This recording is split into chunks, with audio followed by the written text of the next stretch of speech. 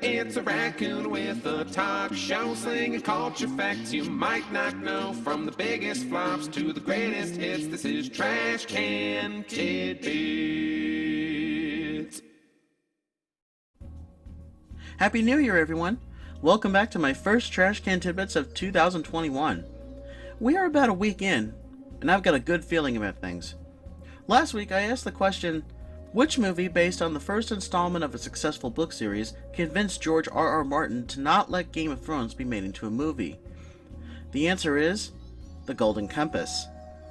Released in 2007, this movie was the first based on the best-selling His Dark Material trilogy by author Philip Pullman, about a fleet-footed young girl named Lyra discovering a connection between her scholar uncle and the origins of the universe that involved the kidnapping of hundreds of children and severing from their demons, their souls, as it were.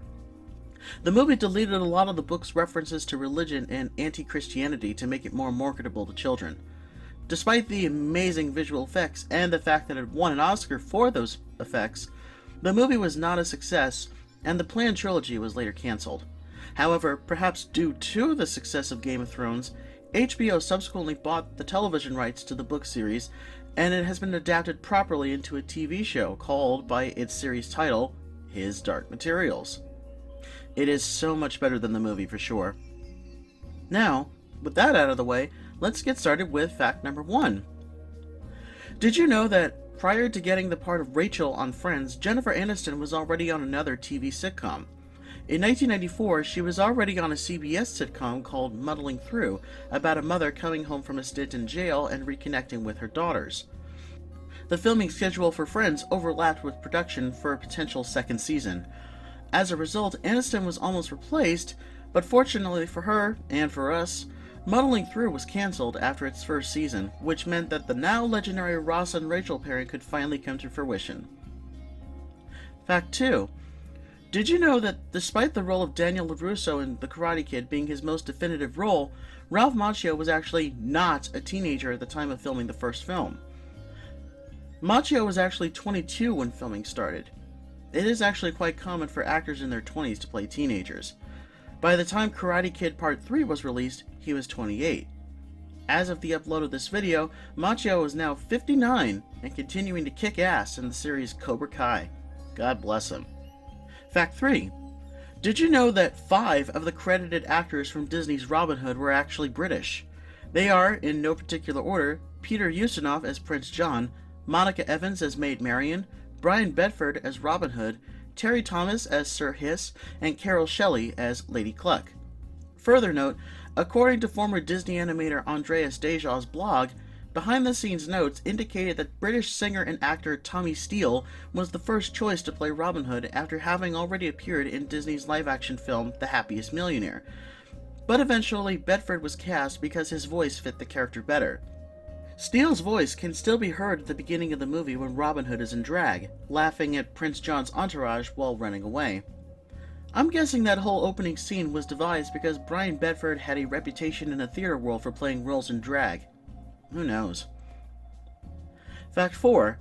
Did you know that the main character on the Incredible Hulk TV series from the 1970s was renamed?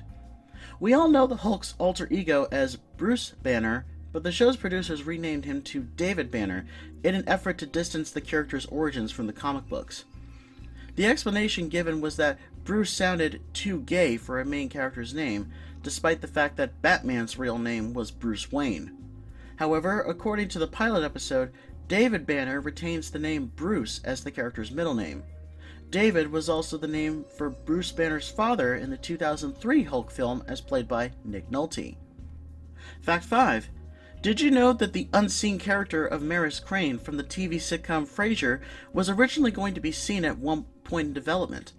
Despite being a major character and mentioned in almost every episode, the controlling wife and eventual ex-wife of Frasier's brother Niles was ultimately never seen. This is because the writers had more fun writing her as an unseen character, and the descriptions of her became more wild and contradictory.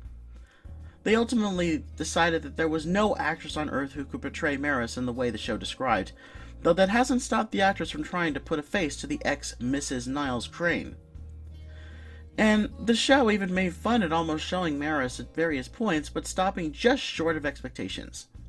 A similar method was used for Frasier's predecessor, Cheers, in which Norm's wife, Vera, was never shown throughout the series except once, only to have a pie thrown in her face and a convenient cut to black. Fact 6. Did you know that a movie about a genie in a bottle was the inspiration for the TV sitcom I Dream of Jeannie? In 1964, The Brass Bottle came out, and it was about a man who finds a bottle with a male genie inside and causes more problems for the master than it does for the genie.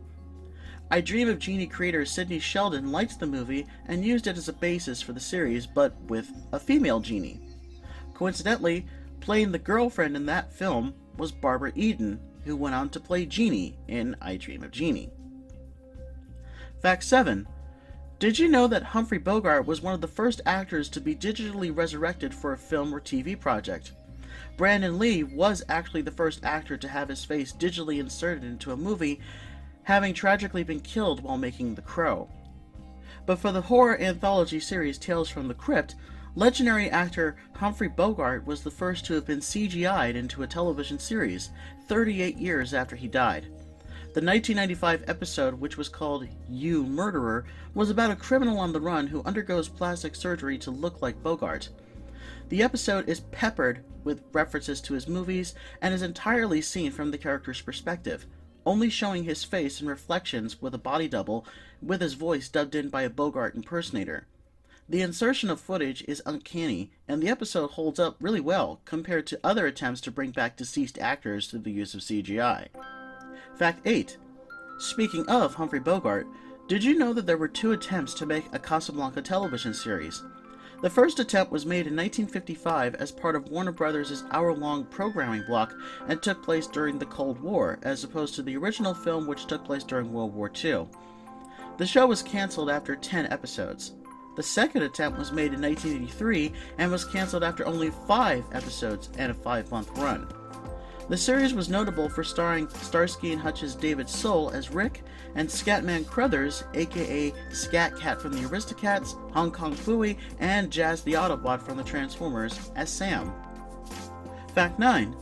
Did you know that the first Tomb Raider game was the only game in the series to be released on the Sega Saturn? When it became clear that the PlayStation version was selling much better, the Saturn was declared an inferior console. Furthermore, before the release of the second game, Eidos Interactive and Core Design signed a deal with Sony to keep each new installment PlayStation exclusive until the year 2000. So, Tomb Raiders 2 and 3 were PlayStation exclusive, as were The Last Revelation and Chronicles at first, which were then ported to the Dreamcast, another eventual doomed console. Fact 10. Did you know that Resident Evil Code Veronica was intended to be the real Resident Evil 3 at one point? To some fans it still is, because it was released on then next-generation consoles. But the reason why there was no number attached to it was because, again, Capcom had an exclusive deal with Sony to release a numbered Resident Evil game on the PlayStation. Due to contractual obligations, that game would end up being Resident Evil 3 Nemesis. Now, considering that Nemesis is shorter than Code Veronica, the latter game was promoted as a spin-off.